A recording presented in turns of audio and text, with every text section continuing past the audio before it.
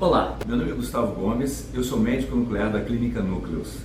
Esse é um trecho do webinar Cintilografia e Tomografia Pulmonar no contexto da Covid-19, onde a doutora Ana Carolina Freitas, radiologista, fala sobre a tomografia de tórax. Para assistir o webinar completo, clique no link na descrição do seu vídeo. Fique bem e até uma próxima.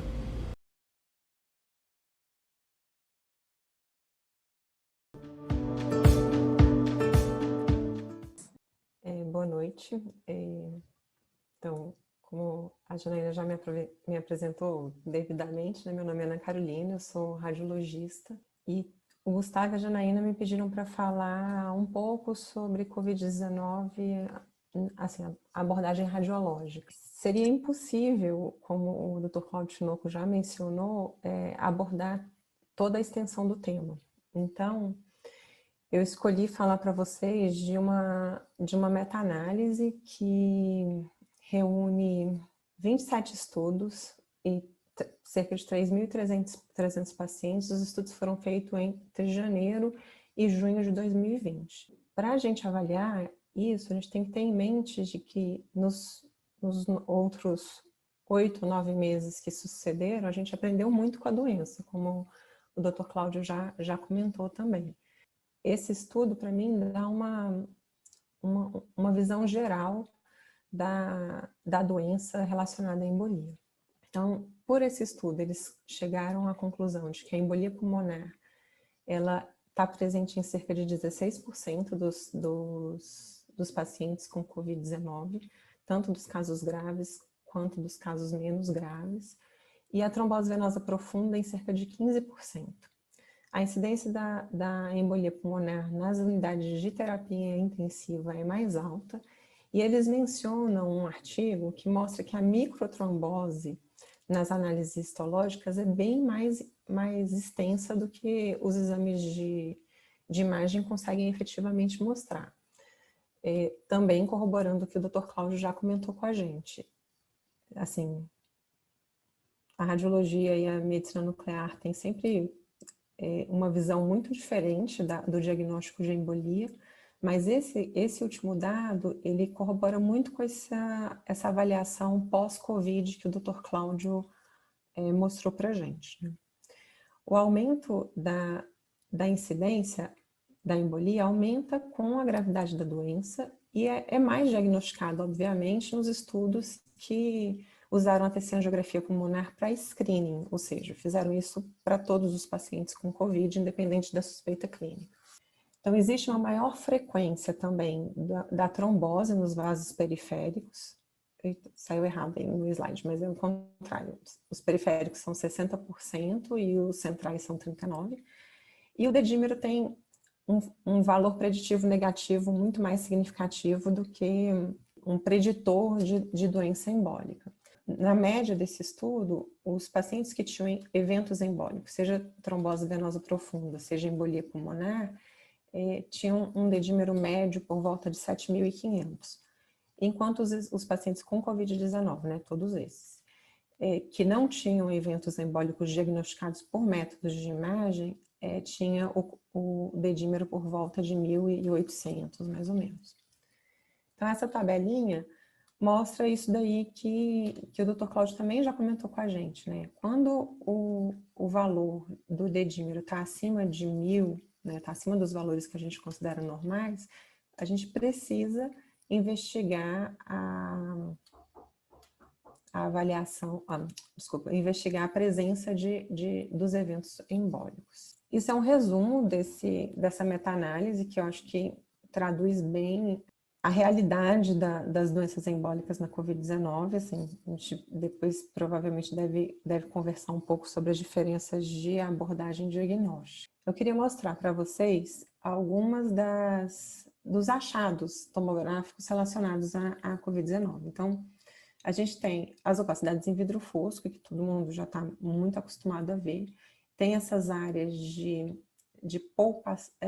poupação do parênquima, né, do alveolar sparing, que são essas bolinhas pretas no meio das opacidades em vidro fosco. Tem essas bandas parenquimatosas, que são essas linhas mais grosseiras, de maior densidade, e que estão associadas já a uma evolução do processo evolutivo da doença, então indicam a evolução para pneumonia em organização, é um dos achados. Em relação à embolia, a gente tem esse aumento do calibre venoso, do calibre arterial, de permeia as opacidades, se a gente comparar com opacidades do mesmo nível de segmentação, por exemplo, esse vaso aqui. E tem a falha de enchimento, que é o achado mais típico de embolia pulmonar, não só na pneumonia por Covid, como em qualquer outro evento embólico. Aqui, a gente tem uma tomografia que mostra uma extensão maior, já com áreas de consolidação, que podem estar presentes já no diagnóstico inicial ou na fase mais tardia da doença.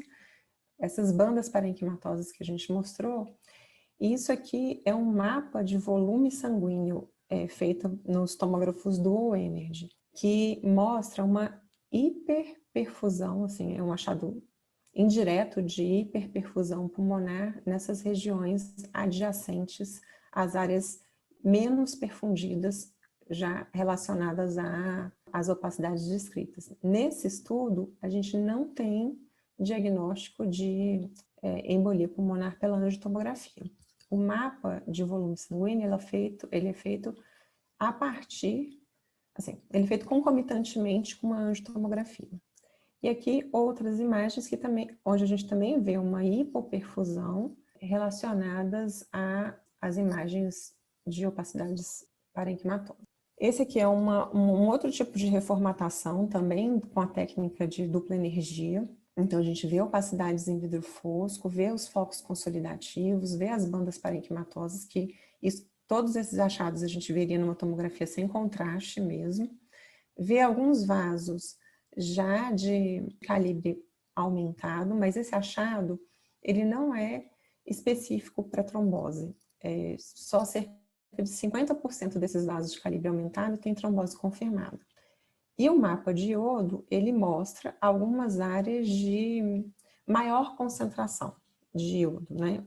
Então, sugerindo também uma maior vascularização nessas regiões. A gente tem inúmeros achados, só para vocês terem uma ideia, não é minha intenção discorrer sobre todos os achados de embolia pulmonar, nem mesmo no contexto de Covid, mas só para ilustrar e ter registrado.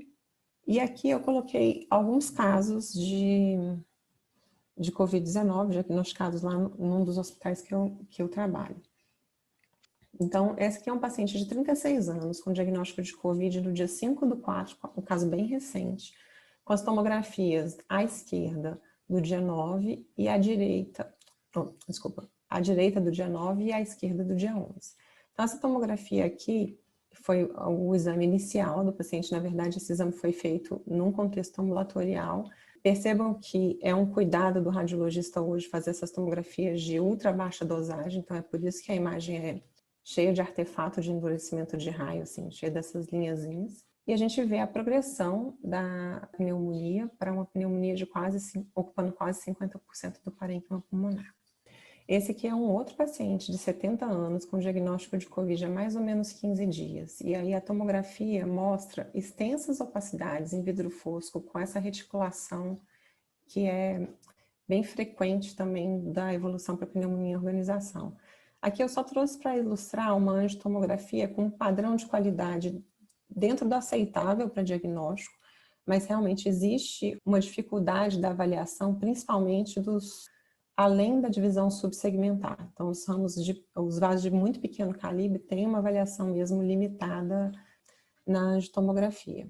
Esse aqui é um outro paciente de 74 anos, também com diagnóstico de Covid há cerca de 10 dias, já com uma história de enfisema pulmonar. Então, eu trouxe só para mostrar como é que as opacidades em vidro fosco, essas opacidades mistas que a gente descreve, se comportam junto ao enfisema, que fica com essas áreas lucentes aí de permeio. Essa aqui é um paciente, então, com um diagnóstico de Covid, também com piora clínica progressiva e aumento significativo do dedímero. Então, a angiotomografia vai mostrar para a gente algumas falhas de enchimento, centrais e periféricas, assim. E aqui é a tomografia mostrando que o paciente tem essas opacidades consolidativas, basilares, posteriores predominantemente, mas observem que a extensão da pneumonia por Covid é bem maior. Ela tem uma fase aguda que é caracterizada por esse vidro fosco, tem tomografias posteriores mostrando que isso evoluiu como opacidade pulmonar mesmo e não só como defeito de perfusão.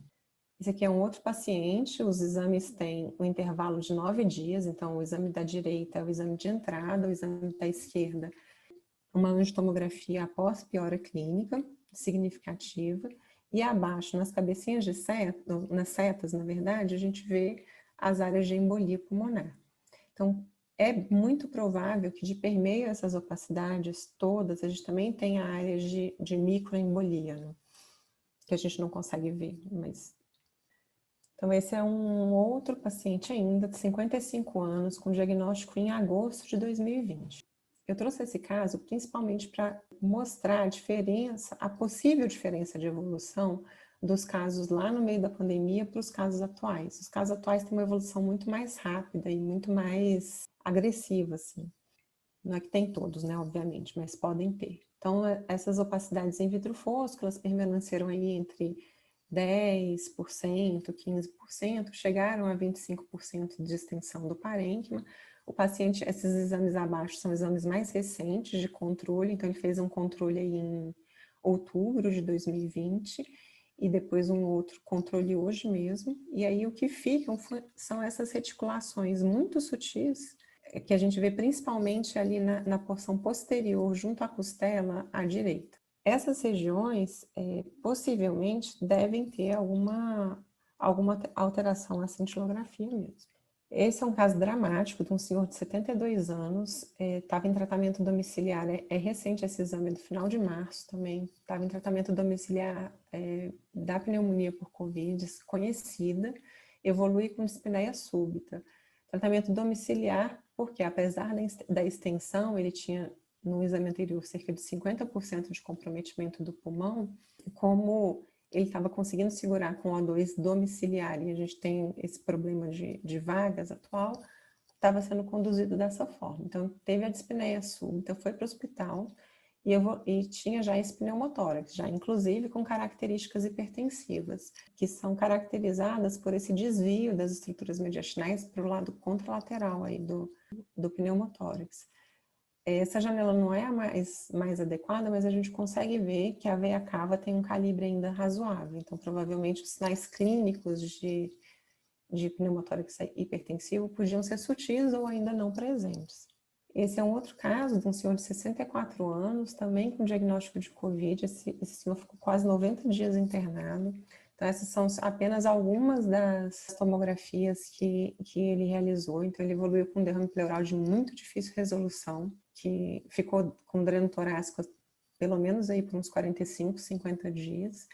E aí, nas imagens inferiores, a gente consegue ver que tem essa formação de uma opacidade de ampla base pleural, cística, com conteúdo heterogêneo, então aéreo e de partes moles, que evolui a partir desse derrame na imagem de cima dessa imagem sagital, vocês conseguem ver um derrame pleural associado ao pneumotórax, que tem essa evolução encistada, assim. Então, dentro da equipe lá de radiologia torácica, a gente não teve um consenso absoluto. Algumas pessoas achavam que isso aí era um derrame pleural encistado e outros acharam que era uma pneumatocele com conteúdo hemorrágico. Só para exemplificar também, eu acho que esse é o meu... não sei se é um lembrete, na verdade, de um dos artigos que eu li, que o contexto, né, de embolia pulmonar muda principalmente o tempo de ventilação, mas não necessariamente o tempo de hospitalização dos nossos doentes. Então, essa é uma brincadeirinha que é muito real hoje na radiologia, né? Todo mundo vê vidro fosco em tudo. Só queria eu usei essa piadinha, na verdade, para lembrar que, apesar da gente estar vivendo a pandemia do Covid e realmente o vidro fosco ser praticamente quase tudo relacionado à Covid, o diagnóstico diferencial de opacidades em vidro fosco é muito extenso.